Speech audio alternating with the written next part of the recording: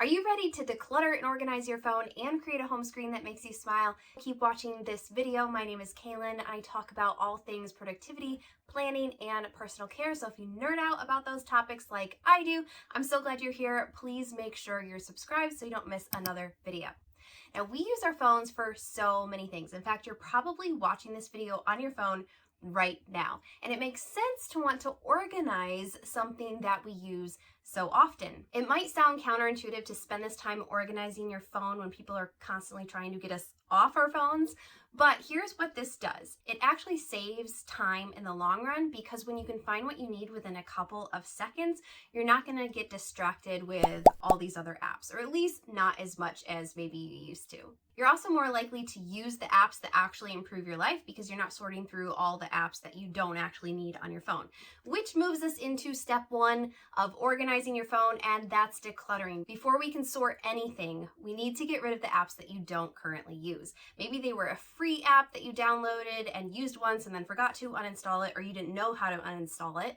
Or there was an app that you did use for a few months, but now you just don't anymore. We have to clear that out to make a little bit more breathing room in your phone. And you also might find that it's less stressful to open up your phone when you don't have dozens and dozens of apps staring at you. It's actually really easy to uninstall apps on your iPhone. All you have to do is hold your finger down on the app until a menu pops up, and then you can click Remove App. This clears out all the dead weight so you can make room for apps you actually use, and as a bonus, it's going to make your phone battery last a lot longer and your phone run a lot smoother.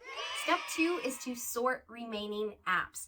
Your home screen should be sacred territory. So you want to have as few apps as possible on that screen and make sure that they are the ones that you're going to use the most. For all the other apps that you want to keep but don't access as often, shift them to the second and third screens. We're going to deal with them in a little bit because right now we want to focus just on the home screen, and you're probably not going to have a ton of apps fill up your entire home screen. It's really good to be picky about this. So something you may want to experiment with are widgets. Widgets take up a bit more space, but they also provide more at-a-glance information than a small app icon can.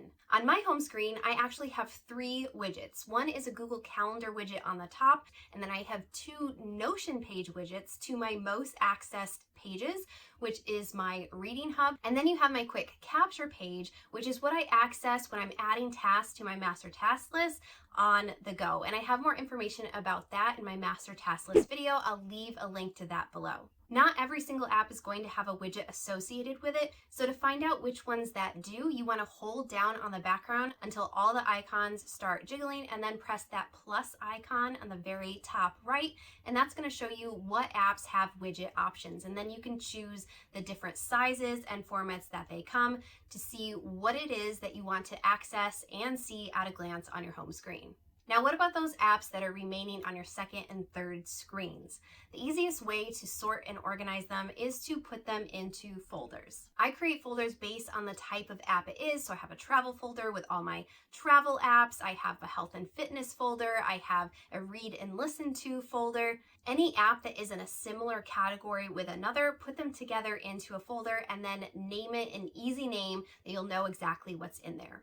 And also, don't worry too much if not all your apps fit into a folder. You can always create a miscellaneous folder for that, or you could just throw them onto your third screen. This next step is optional, but if you want to beautify your home screen even further, like let's say maybe all the different colors of the apps are sort of overstimulating to you and you just want a calmer aesthetic, you can do this with 2 tools. One is Canva and the second is Shortcuts. Technically, you could use the built-in colors and icons that come with the Shortcuts app, but I find them very limiting and the colors really aren't that aesthetically pleasing. They're more primary colors. And so what you can do is you can go into Canva, which is a free graphic design program to use, and it's very easy to use. You just create a new design, a square image, maybe like 300 by 300 pixels to make sure it's going to be crisp and clear. And then you add a color to the background of that and look for any icon that you want to replace the icon on your home screen. Once you've created all the icons that you want to replace, you can open up the Shortcuts app and click the plus sign. Then you're going to click Open App. choose the app that you want to open and tap on the title above it to rename it to the name of your app and then add it to your home screen. This is where you're going to change the icon to the customized one that you created in Canva. Just tap that current icon and click Choose Photo to grab the one that you created. If you're looking at all of that and saying, wow, this is really time consuming, well, I don't recommend you do it for all your apps, just the ones on your home screen. And I also have a few Etsy shops that I was looking at that actually create the icons for you. So they have hundreds, if not thousands, of icons in all sorts of beautiful color palettes. I'll link to a few of my favorite shops so you can download them, and then you just are responsible for uploading them to your phone. The last and final step is probably the most important, and that's to practice ongoing maintenance. You don't want to do all this hard work and then just have it completely disappear. You could schedule a regular phone declutter/organizing session every month or so.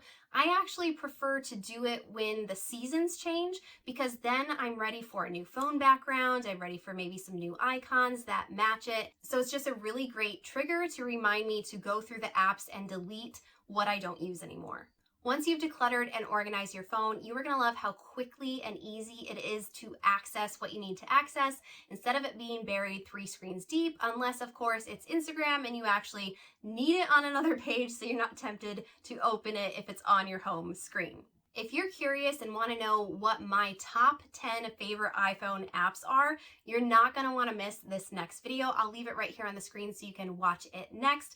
Otherwise, I can't wait to see you back here. Make sure you subscribe and give this video a thumbs up if you enjoyed it, and I'll talk to you in my next video. Bye!